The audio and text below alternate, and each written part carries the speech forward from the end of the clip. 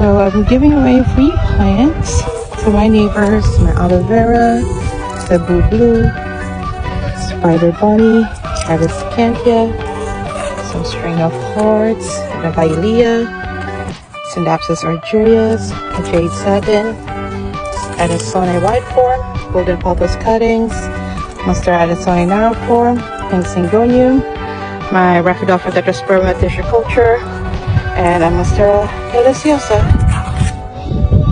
Propagating another cactus. After we cut this piece off, I set it on a shelf and let it callus. This is what it looked like after a week. You can leave it longer if you'd like. After planting it in some well-draining cactus mix, giving it some sun and water, this is what it looks like. Stay tuned because I might propagate it again.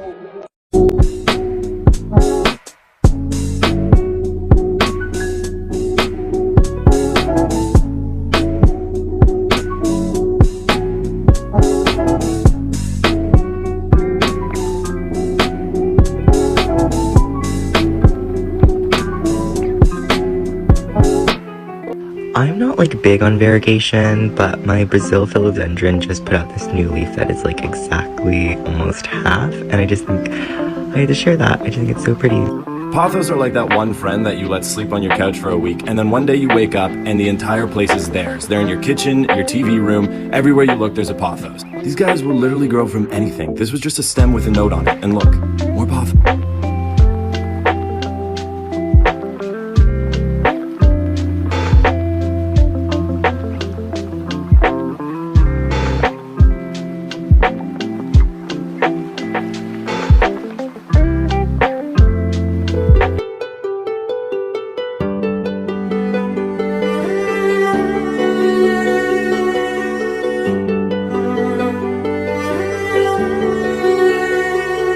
That's what I always do, and they never catch me. Ain't nobody gonna catch me. Because you're too streetwise? The truth is, it doesn't really matter. Regardless of the season that we're in, every time you water a potted plant, the goal is to soak every single bit of soil in the pot. This is going to help create a really strong, healthy, robust root system. And the health of the roots is the health of the plant. One thing I will say about watering in winter, though, is that it might change from your summer and spring watering schedule. So be aware of your plant as you're going into these fall and winter months with shorter days and cooler temperatures. This is just a friendly reminder that if you see roots growing out of the pot, it doesn't necessarily mean you need to repot into a bigger pot. Simply rearrange your roots in the same soil, same pot, and you're good to go. Okay, this is the grow light from Lowe's that's in my coffee shop / plant shop. Everything is growing awesome from it. I'll show you in the next video how well the plants are doing. Follow us on Instagram. So I've been rearranging my orchids and I just noticed this leaf. I don't know if it means anything, but look how cool it looks. Wouldn't that be so cool if it stayed like that? Hello, how are you? I am under the water.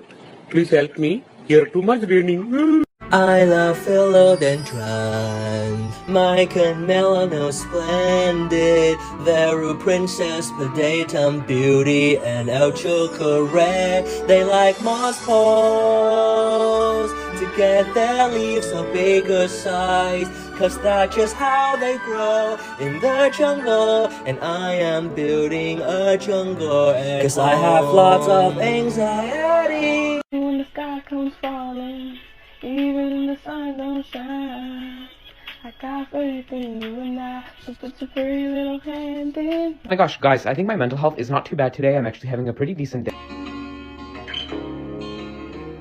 Actual comments my husband has made about my houseplant hobby. Why is there dirt everywhere? I feel claustrophobic right now. This has actually become very unacceptable. I love living in an Ace Hardware. There's dirt on your face. So I've been having a really bad time lately, and I put a potato in a cup of water, and it helps. Alright, plant people, let's talk about light. Indirect, direct, what does it even mean? First up, direct light. It looks like this and is when the sunbeams directly hit your plants. Think the warm kind of sunbeams a cat would want to nap in. Then we have bright indirect, which is the most popular kind of houseplant light. Looks like this and is near a window, but there are no sunbeams. 7 to 10 feet from a window is where you'll find medium indirect light. Still a good amount of light, but definitely not as strong. And then we have medium low to low light. I usually categorize this as 20 plus feet away from a window, but still in a spot that you could comfortably read a book in. Low light can look like this, and it can also look like this. Today I'm going to show you how different levels of light can affect the same exact plant. Low light, bright light. Low light, bright light. Low light, bright light. I work with houseplants for a living. Direct light. Bright and direct light. Low light. What does it all mean? This is direct light. Sun rays are shining through the window and hitting the plant directly. Both me and the plant could get a sunburn in this spot. But not if we acclimate. This is bright indirect light. See, we're right next to where we just were, but the sun rays are not directly hitting this plant, but it's still seeing lots of sunlight from this angle. Now this is medium light. It's not super bright here, but we're still getting a decent amount of light, and if you were to live here for 7 days, you wouldn't be really depressed. Now this is low light. Me and this plant can't see out the window in any direction, and if we had to stay here our whole life, we might start to get a little bit sad. I work with houseplants for a living. So we all got that one room in our house that just doesn't have any light, but you've got the perfect spot to put a plant, and it seems like every single plant needs bright indirect light. You can thank me later. I know the perfect plant for you. It's the ZZ plant. It has beautiful green foliage. It's really similar to the snake plant in that you rarely want to water it. Like seriously, only once a month. It can handle bright indirect light. It can handle really low light. Even just the light bulbs in your room can sustain this plant for a while. But no plant can handle complete darkness. Anyways, if you have any ZZ plant questions, we'll do our best to answer it. These are some of the best low light plants for your house, but remember, nothing grows with absolutely no light. This is my snake plant. It is a drought tolerant plant, but also loves low light. You water it every 3 weeks and kind of just leave it alone and watch it grow. It's a really gorgeous plant. This is a common favorite ZZ, also likes low light and is pretty drought tolerant. I water it every 3 weeks and keep it in a good shady location. This is my Siberian bugloss. I absolutely love this plant. It likes shade. It doesn't like to be super dry, but also doesn't like to be soggy. It blooms in the spring and it is absolutely gorgeous. This is a golden potho. They pretty much like any light. They like low light too. They're very good beginner plants and they're absolutely gorgeous and come in a bunch of different varieties. Happy planting!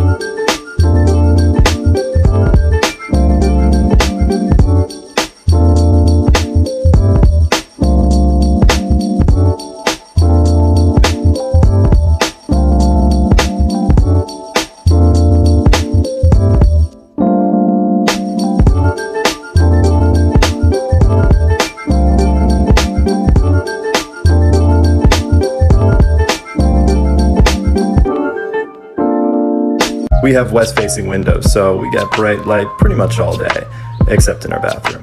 And while we do have some fake plants from IKEA, we also hung a pothos in our shower. He's okay with low light and he thrives off the humidity. We love our little shower buddy. 5 plants that do well in low light. The snake plant is super low maintenance and is one of the best plants for air purification. The pothos is beautiful and lush, but the lighter color the leaves, the more light it needs. The ZZ plant is super hard to kill, really easy to take care of. It just needs a watering once every few weeks. This Janet Craig compacta likes to be on the drier side and is great for offices. Finally, the lucky bamboo plant. It likes to be kept moist but not soaking. I will not leave you disappointed. Here are some more plants for your low light spaces. These ones are more medium to low light, but if you pop in a full spectrum LED bulb, that should do the trick. Here's a Strawberry Trastar. They have really beautiful pink variegation and they do better with a little less light. This one sees more sun and you can tell that the variegation is a bit more yellow. This one gets less light and it's a way for your pink color. Dumpkins need very little light. They also don't need a lot of water, so they're really easy.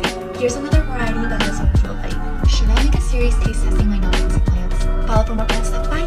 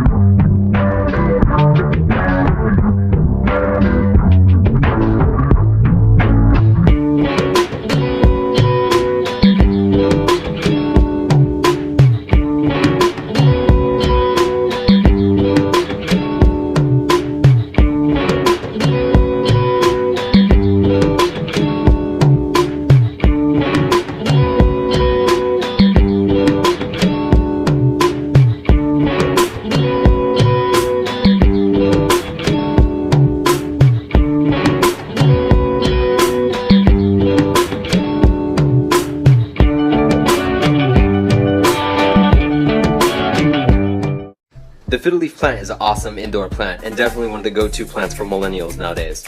Fiddle leaf figs prefer lots of bright filtered light. I have mine in the corner right next to 2 large windows. They're really easy plants to take care of, and I water mine about once a week. Here's my collection. This is what bright direct light and bright indirect light looks like. Just make sure before you buy the plants, you have the environment for them to thrive and not just survive. I thought succulents were easy, but my previous apartment didn't have bright direct lighting, so I went for tropical plants instead. Most households only have low indirect lighting. Start off with pothos, snake plants, rubber plants, ZZ plants. Plants perceive light differently to us. A good tip is get a mirror and put it where the plant is. Pretend you're the plant.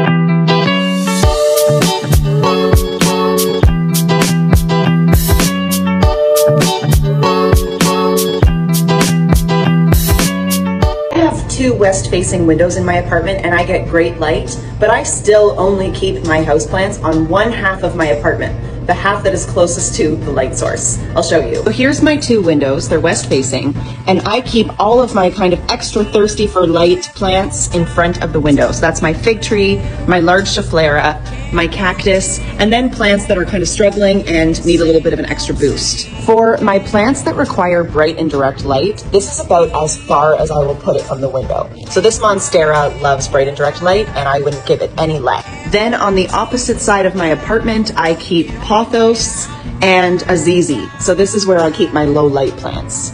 This is the other half of my apartment, and you'll notice that I don't keep any plants here because it's just too low light, even for snake plants. When in doubt, give your plants more light than you think. So you just got a new plant and aren't sure what window to put it in front of? Let's talk about it. North-facing windows receive the weakest amount of light. This is good for orchids and begonias. Avoid putting plants here that need full sun. Next, we have an east-facing window. This is good for plants that like moderate sunlight. Almost all plants can survive in this type of lighting. Next up, we have a south-facing window. This window receives the strongest amount of light. This is perfect for full sun and heat-loving plants such as cactus. Lastly, a west-facing window. Unfortunately, we don't have one. This window is perfect for almost all plants and is less intense than We use an app called Light Meter when picking the perfect place for our plants in our apartment. Holy tongue twister. We got the idea from Greenery Unlimited. When you open the app, make sure it's set to back, outdoor, and FC, which is for foot candles. It's a little rainy in our west-facing windows, but I'll still show you what the FC levels are at the top and the bottom of our Bird of Paradise by our window. In the app, you can tap for an instant reading, or you can hold the button for a live reading. You can see at the top here of the Bird of Paradise that it sits around 1150. But as soon as we drop to the bottom leaf, so will the foot candles. This stepladder sits around 6 feet away from the window, and it's about 2 feet high. There's probably only a foot difference between the bottom and top plant, but it also means around 100 foot candle difference as well.